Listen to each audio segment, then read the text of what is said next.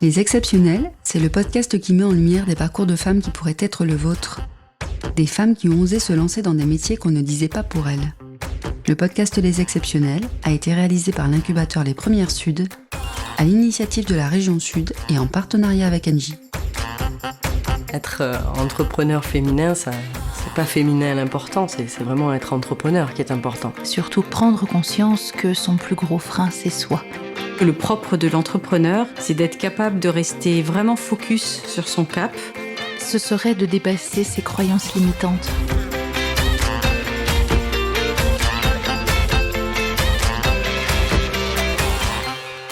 Sophie a 48 ans et elle est depuis plus de 10 ans la fondatrice et directrice de la start-up Blue Carrot. Mais avant de se lancer dans l'aventure entrepreneuriale, Sophie était salariée. Pour cet ingénieur spécialisé en mathématiques, difficile de trouver sa place en entreprise. Un travail morcelé, une fonction sous-dimensionnée et un manque de créativité étouffent Sophie dans son quotidien professionnel. À tel point que la création de son propre projet devient la seule issue.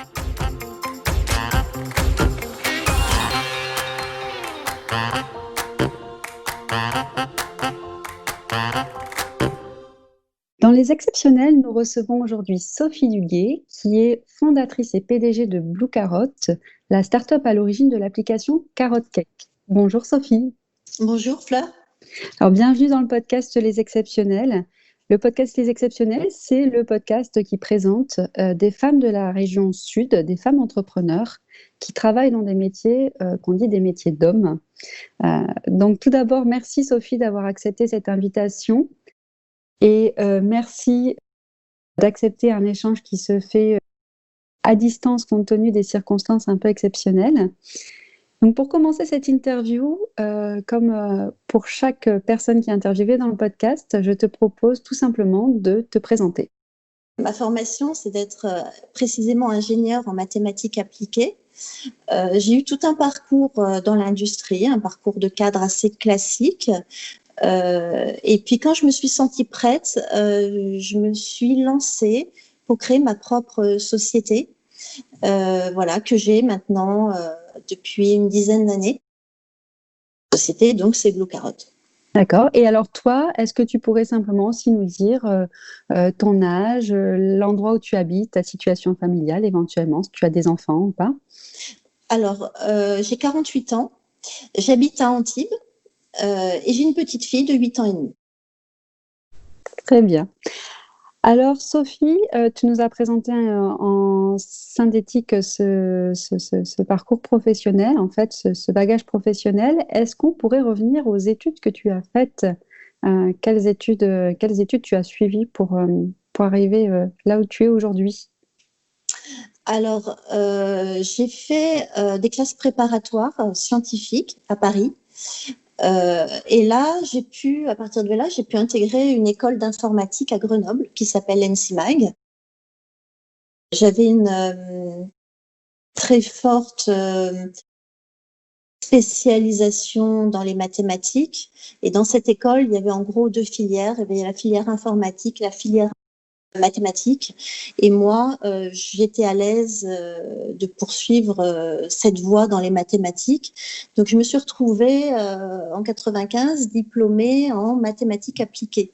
C'est en fait, ça consiste à développer, à apprendre, si tu veux, des méthodes mathématiques, mais pas abstraites, au contraire très concrètes et très appliquées à des cas dans l'industrie. Ça peut être soit de la recherche en physique qu'on ferait tourner sur des superordinateurs ou des problématiques de l'industrie qu'on mettrait en algorithme pour les faire tourner et les faire résoudre par des ordinateurs. Voilà, c'est ça ma spécialité. Très bien. Alors, est-ce que les mathématiques, ça a été une passion pour toi ou simplement ça a été un domaine dans lequel tu étais particulièrement douée sans avoir d'affinité particulière? Alors en fait, ça n'a pas été du tout un choix. C'est l'école qui m'a, au fil des années, au fil des classes, qui m'a dit toi, il y a quelque chose en mathématiques. Alors moi, j'étais surprise, ça a été souvent malgré moi. Je l'ai pas fait exprès et j'étais très heureuse, c'était flatteur, mais je l'ai parfois vécu comme un fardeau parce que moi, je m'étais jamais posé la question, ça m'avait jamais particulièrement attirée. Surtout, aussi un truc qui peut être intéressant à dire, c'est que je ne me projetais pas dans un métier futur dans ce domaine parce que je n'avais pas d'exemple de femmes qui faisaient ça, qui étaient féminines, qui étaient épanouies, et donc je ne pouvais pas me projeter. Et moi, qui étais très féminine, j'arrivais pas à me projeter dans un métier où on faisait des maths. Ça a été vraiment un peu une torture psychologique quand j'avais 15, 16, 17 ans parce qu'il fallait faire un choix professionnel et je n'arrivais pas à me voir, je ne voyais pas où était ma place en tant que femme dans un métier à base de mathématiques. Donc je l'ai longtemps vécu comme un fardeau et en même temps mes professeurs et même je me souviens d'une conseillère d'orientation, on était censé avoir un entretien obligatoire, elle a vu mon dossier, elle m'a dit tout de suite, toi tu vas en prépa. Alors, avant même qu'on ait discuté ou quoi que ce soit. Donc, c'est en ça que je l'ai vécu un petit peu comme un fardeau.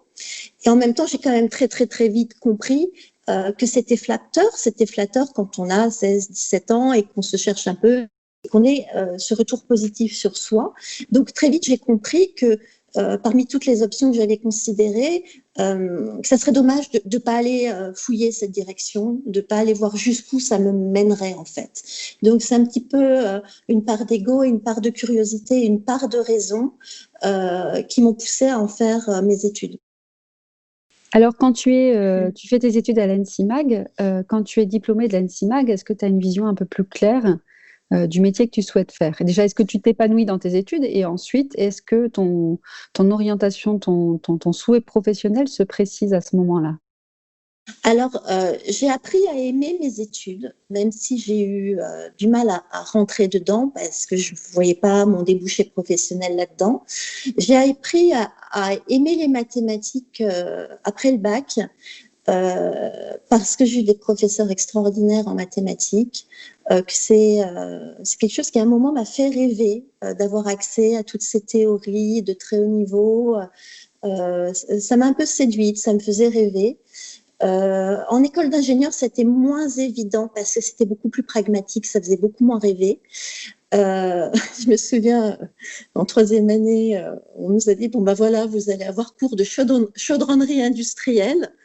Alors, ne me demandez pas ce que c'était, je n'y suis jamais allée, je n'y ai pas mis les pieds. Mais le côté industriel et pragmatique me faisait beaucoup moins rêver. Il y a aussi un aspect auquel je réfléchis des années après, c'est qu'en fait, dans ces écoles, il y a à peu près 10 à 20% de filles. Donc, c'est des milieux très masculins. Et j'avais toujours cette problématique, moi, qui est une personnalité très, très féminine. J'ai eu du mal à trouver ma place là-dedans, même si j'étais suffisamment grande gueule pour m'imposer dans ces milieux très masculins. Donc, c'est pas ça le problème. C'est que moi, j'avais envie d'exister en tant que fille et pas en tant que fille qui a une attitude de mec, en fait. Et au niveau du métier, en fait, à l'époque, donc c'était les débuts de comment dirais-je, de l'image de synthèse, avec ce côté très très artistique et tous ces studios de création d'images de synthèse. Donc, j'ai cherché un peu dans cette direction-là. Il fallait un doctorat, j'étais mal conseillée, je n'avais aucune expérience. Rétrospectivement, j'aurais peut-être dû faire ça, voilà. Mais je ne l'ai pas fait à ce moment-là. Et quand je suis arrivée sur le marché de l'emploi en 95, débouché dans mon domaine, c'était l'armement. Alors moi, un petit peu bêtement et naïvement, j'étais passé des entretiens dans l'armement. Et puis, de toute façon, pour des raisons politiques, à cette époque-là, c'était les élections présidentielles. Tous les budgets de l'armement étaient fermés. Bon, voilà. Donc, il n'y avait pas du tout d'emploi dans mon domaine en 95 à ce moment-là. Et j'ai eu beaucoup de mal à trouver mon premier job. Et il y a une sorte d'alchimie magique qui s'est passée. C'est que je suis tombée par hasard sur la première et je crois la seule start-up de la Silicon Valley en France qui était Business Objects. C'était en fait une start-up, il y avait 100 employés à cette époque-là, créée par des managers de la Silicon Valley à Paris. Et là, mon instinct m'a dit, vas-y, cours. Et effectivement, j'ai été embauchée et j'ai été absolument fascinée par par cette façon de faire de l'entrepreneuriat à l'américaine, façon Silicon Valley. Voilà, c'est ça qui m'a complètement séduite en fait. Et alors, sur ce premier poste, qu'est-ce que tu fais exactement? Quelle est ta fonction? Je fais de l'assurance qualité. Alors, dans ma famille, dans mon milieu, personne, si vous voulez, n'était ingénieur, personne n'était salarié. Donc, j'ai eu aucune guidance, aucun entourage dans mes choix professionnels. Et c'était un très, très, très mauvais choix de métier pour moi. J'ai deux composantes dans ma personnalité, en fait. J'ai ce truc très, très mathématique et j'ai aussi un truc très artistique, en fait. J'ai longtemps hésité avant de me lancer dans une carrière artistique, de faire les beaux-arts. Ça a été une vraie question jusqu'à la fin de mes études. Hein. Je me demandais encore, est-ce que j'allais faire les beaux-arts? Et donc, c'est pour ça que c'est aussi que ça m'a plu, cette start-up à l'américaine. C'était pour son côté extrêmement créatif. Et donc, arriver dans cette start-up où j'étais attirée par le côté créatif et faire ce job qui est le QA, qui est la chose la plus antithétique à la création. Je n'étais pas dans le bon poste, c'était un contre-emploi absolu. J'avais pas du tout comment dirais-je, les statistiques intellectuelles pour faire ça. C'était le contre-emploi absolu. Donc, constat d'un premier job dans une boîte qui te fait rêver avec un travail qui, lui, est aux antipodes de ce que tu souhaiterais, de ce que tu aimerais faire. Oui, et de ce que j'étais en plus. C'est-à-dire même avec la meilleure des volontés que j'avais, j'ai essayé de bien faire, mais j'étais vraiment pas faite pour ce job en fait. Et je l'avais pas compris en fait. Donc, combien de temps tu restes à ce job et comment tu changes la donne? Je me suis fait un moment, au bout de quelques mois, je me suis fait la réflexion assez dramatique. Je me suis dit, il n'y a pas de place pour quelqu'un comme moi sur le marché du travail en France. C'est irrationnel parce que qu'est-ce que je connaissais du marché du travail en France? Je n'en savais rien. Mais c'est un truc qui m'est tombé dessus. Je me suis dit, je n'ai pas de place en France. Et ce qui m'attirait dans cette start-up à l'américaine, c'était l'intelligence du management, de ce savoir-faire, de cette créativité. Et donc, dans cette boîte à Paris, il y avait quand même la moitié du management qui était des Américains, qui débarquaient de la Silicon Valley sans parler un mot de français et sans chercher à parler un mot de français. Et en discutant avec les uns et les autres, notamment avec l'un de mes managers américains qui venait de débouler à Paris, à l'époque, je parlais déjà beaucoup, hein, je me cachais pas. Je disais, voilà, je lui ai dit, à peine arrivée, je lui ai dit, je suis en train de crever dans mon job, ça va pas. Et ce manager à l'américaine m'a dit, passe-moi ton CV, je le fais passer au PDG de la filiale américaine. Et donc, quand le PDG de la filiale américaine est venu à Paris, on a organisé un entretien d'embauche à Paris. Je n'ai rien dit à personne. Et il m'a embauchée. Il m'a dit OK. Et donc, j'ai littéralement fui aux États-Unis. Moi, j'y allais pas pour passer des vacances ou passer un congé sabbatique. J'y allais pour sauver ma peau professionnelle, en fait. Pour moi, c'était vraiment une fuite pour aller respirer là-bas, en fait. Te voilà donc partie aux États-Unis. Donc tu pars dans la Silicon Valley concrètement, c'est ça? Oui, oui. Et du coup là, quel poste et comment se passe cette expérience dans cette même entreprise, mais dans un contexte complètement différent? Alors, déjà, quand je suis arrivée aux États-Unis, dès que j'ai mis le pied aux États-Unis, ça a été vraiment une seconde vie, quoi, un second souffle. Je savais que j'étais à ma place à tout point de vue, la culture, le mode de vie, tout ça. Dès que j'ai posé le pied, j'ai soufflé, quoi, j'ai respiré à nouveau. Je ne parlais quasiment pas anglais, hein, et c'était une époque assez folle, en fait. Où j'ai tout de suite adhéré à tout, absolument tout, malgré toutes les difficultés.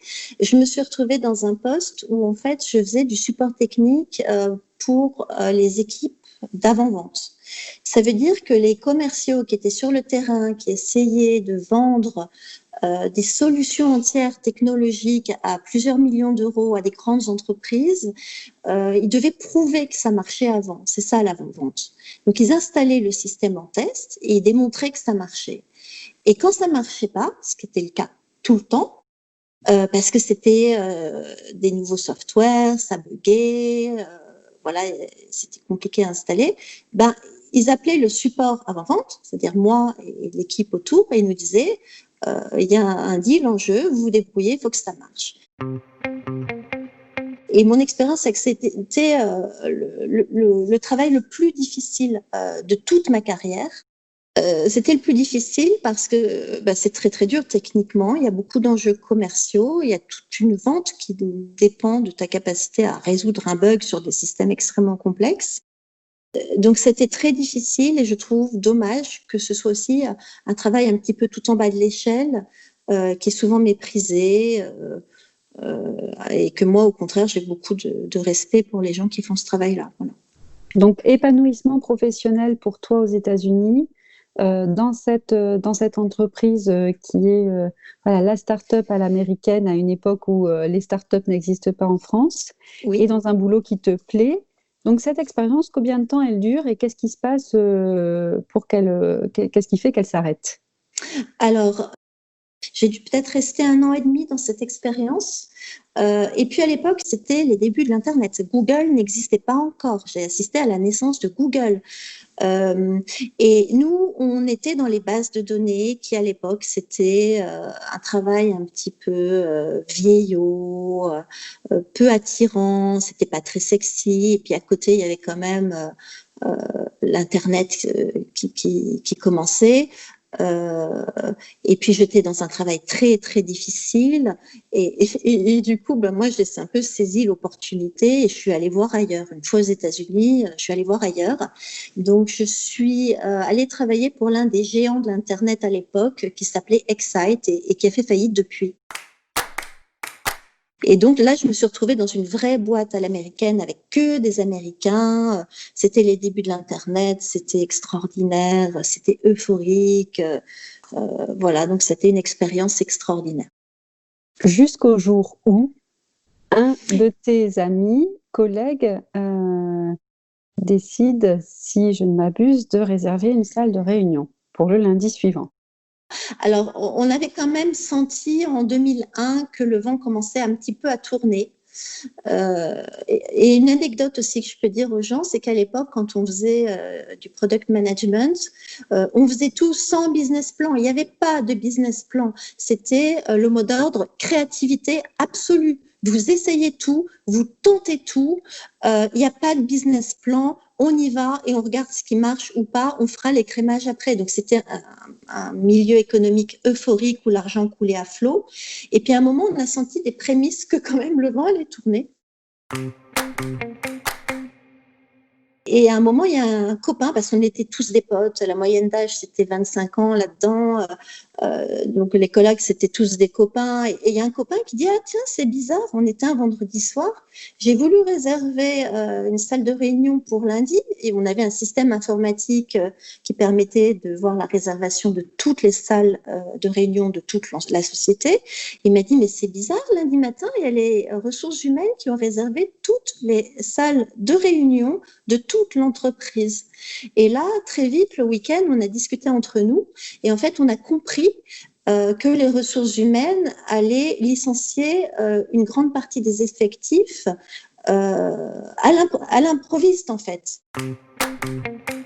Pour des raisons légales, ils n'avaient pas le droit de prévenir avant. Et effectivement, le lundi matin, donc on était prévenus, on l'avait compris, mais effectivement, le lundi matin, les gens se sont vus convoqués dès qu'ils arrivaient dans une réunion en tête-à-tête avec les ressources humaines.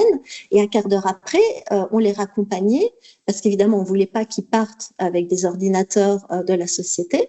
Donc, ils avaient un quart d'heure pour faire leur petit carton et être accompagnés à la sortie. Donc c'est un petit peu le fantasme de la Silicon Valley qui fait très très peur vu de France. Mais à l'époque, on était une bande de copains, on gagnait très très bien notre vie, on avait beaucoup d'économies devant nous et on le prenait à la légère. Et la discussion à l'époque, déjà, on en rigolait un peu parce que on était prévenus, même si on n'était pas censé être prévenu. Et puis, on discutait des voyages qu'on allait faire, des congés sabbatiques, etc. Donc, on l'a pas vécu comme un drame à l'époque, parce qu'on était complètement inconscient et euphorique. Ouais, dans cet état d'esprit totalement euphorique. Évidemment, après coup, on s'est rendu compte que ça a été dramatique. Hein. Du jour au lendemain, il y a eu des centaines de milliers de jobs qui ont été perdus. Et moi, j'étais probablement déjà partie d'ici là, donc j'étais retournée en France. Mais à l'époque, on se rendait pas compte. En fait, on était hors sol, hors du temps, et on se rendait pas compte de ces choses-là. Voilà. Alors, tu reviens en France, Oui, donc j'imagine que tu dois de nouveau chercher un travail en France. oui, oui. Comment ça se passe? Où tu atterris finalement? Alors, quand j'étais donc dans cette société, c'était déjà les débuts de la télévision intelligente, télévision interactive. On essayait de mettre l'Internet sur des décodeurs TV. Voilà, il y avait cette réflexion sur les innovations possibles dans ce domaine. Et par mes collègues américains, ils m'ont dit, mais tu sais, il y a Canal+ Technologies qui a cette réflexion en France. Donc, je suis allée frapper à la porte de Canal+ Technologies. J'ai été embauchée et j'ai travaillé chez eux. Alors, première expérience professionnelle en France n'avait pas été bonne. Est-ce que celle-ci est meilleure finalement? Alors, si tu veux, j'étais déjà armée d'une certaine expérience professionnelle que je n'avais pas au début.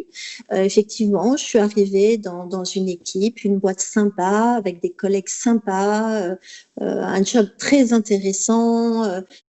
Donc oui, ça s'était plutôt bien engagé en fait, mais la boîte a mal tourné.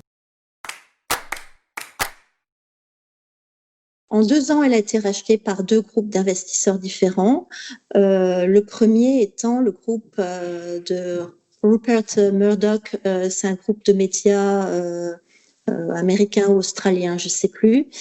Donc c'était un rachat d'une extrême agressivité, où on suppose que dans le deal de rachat, ils ont dû dire, on rachète la boîte, mais vous dégraissez 30 ou 50% des effectifs, ce qui était totalement illégal en France puisque la société était profitable. Et donc, à la suite de ce rachat sauvage, il y a eu une espèce d'emballement complètement fou où ils ont décidé de dégager très rapidement 30% des effectifs en totale illégalité. Pour dégraisser cet effectif de 30% de manière totalement illégale, ils ont utilisé des méthodes très savamment orchestrées depuis la direction de destruction psychologique des gens. Et le but était que les gens détruits psychologiquement partent sans réclamer leur chèque et sans surtout avoir l'initiative de prendre un avocat. Alors, cette volonté a capoté très très vite, heureusement, parce que les gens ont commencé à en parler et que je crois qu'ils ont eu peur. Donc ça s'est arrêté. Voilà, et j'ai pu finalement, au bout d'un an après ça, j'ai pu partir dans des bonnes conditions cette fois avec un gros chèque. Voilà.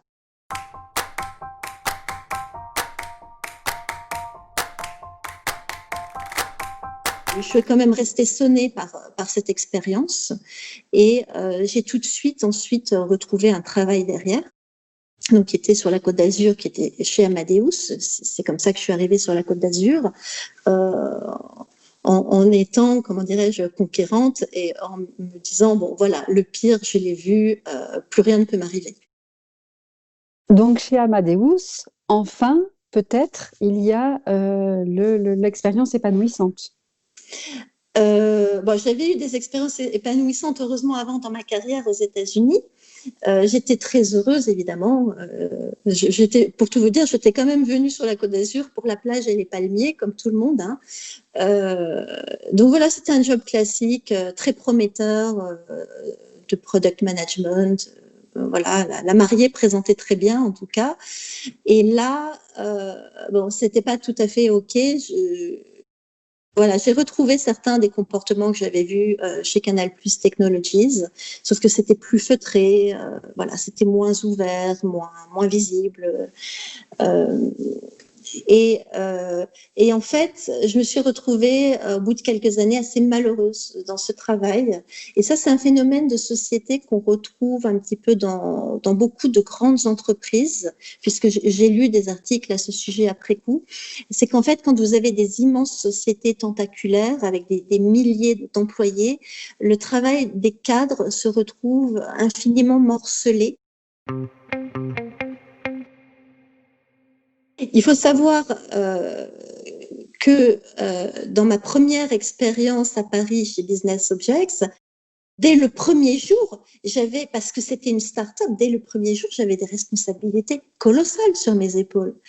Et c'était un contraste absolu entre ce premier jour chez Business Objects et ce dernier jour chez Amadeus, où, avec une certaine expérience valable de cadre, je me retrouvais à gérer des points de détail absolument mais insignifiants. Donc, je pense que j'ai implosé intellectuellement. J'étais pas faite pour un travail morcelé et dénué de sens. À ce moment-là, quelle est ta posture et est-ce qu'il y a un choix que tu fais de façon un peu radicale de dire ce genre de société tentaculaire ne me convient pas, il faut que je me tourne vers autre chose? Oui, je suis partie en claquant la porte pour toutes les raisons que j'ai évoquées. Voilà. Et donc, je suis partie avec cette rage un petit peu conquérante de me dire maintenant, on arrête le gâchis, on arrête les dégâts.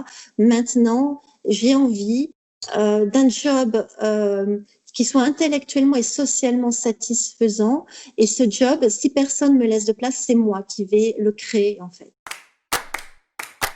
Je pense avoir toujours eu cette posture ou cette personnalité d'entrepreneur, mais c'est là où j'ai vraiment décidé de passer à l'acte, en fait, où j'étais mûre. Psychologiquement, là, je me suis vue comme la guerrière avec la machette entre les dents et je me suis dit, voilà, je suis entrepreneur. Et j'y vais. Voilà, c'était vraiment un passage à l'acte.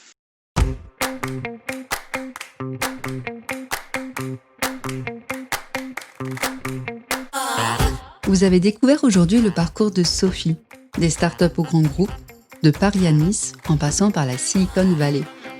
Dans 15 jours, Sophie nous racontera les rencontres qui lui ont permis de concrétiser son projet, les longues années de recherche pour concevoir l'IA de son application et la maternité qui arrive au même moment. Ce podcast a été réalisé par l'incubateur Les Premières Sud, à l'initiative de la région Sud et en partenariat avec Engie.